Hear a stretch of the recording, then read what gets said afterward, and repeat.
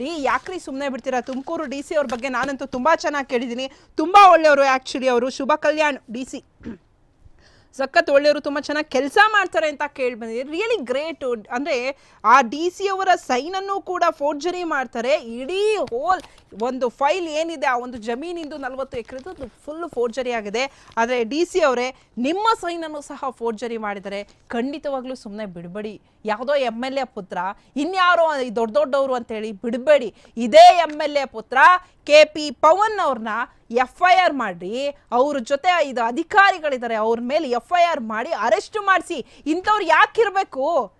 ಸರ್ಕಾರಿ ಜಮೀನ್ಗೆ ಕನ್ನ ಹಾಕೋರು ನಿಮ್ಗೆ ಯಾಕೆ ಬೇಕು? ಅದರಲ್ಲೂ ನಿಮ್ಮ ಸೈನನ್ನು ಬೇರೆ ಫೋರ್ಜರಿ ಮಾಡ್ಯಾರೆ. ಇನ್ಯಾವ ಥರ ಇನ್ನು ಬಿಟ್ರೆ ಇಡೀ ಕರ್ನಾಟಕವನ್ನ ನುಂಗಿ ಅವರು ಚೆನ್ನಾಗಿ ಆಡಳಿತ ಮಾಡ್ತಾರೆ ಅಂತ ಅನ್ಸುತ್ತೆ. ಅಂತಹ ಮಾಫಿಯಾ ಮಾಡ್ತಾ ಇದ್ದಾರೆ. ಇವ್ರನ್ನೆಲ್ಲ ಸುಮ್ಮನೆ ಬಿಟ್ರೆ ಮುಗೀತು. ಇವತ್ತು ತುಮಕೂರಾಗುತ್ತೆ, ನಾಳೆ ಇಡೀ ಕರ್ನಾಟಕದಲ್ಲಿ ಎಲ್ಲ ಜಿಲ್ಲೆಗೂ ಹೋಗಿ ಆವರಿಸ್ಕೊಂತಾರೆ ಅಷ್ಟೇ. ಸುಮ್ಮನೆ ಅಂತೂ ಬಿಡಬೇಡಿ. ತುಂಬ ಚೆನ್ನಾಗಿ ಕೆಲಸ ಮಾಡ್ತಿದ್ದೀರಾ ತುಮಕೂರಲ್ಲಿ. ನೀವು ಗೃಹ ಮಂತ್ರಿಗಳ ಹತ್ರನೂ ಸಹ ಶಬಾಷ್ಗಿರಿ ಪಡ್ಕೊಂಡಿದ್ದೀರಾ. ಸಾಕಷ್ಟು ಅವಾರ್ಡ್ ಬಂದಿದೆ.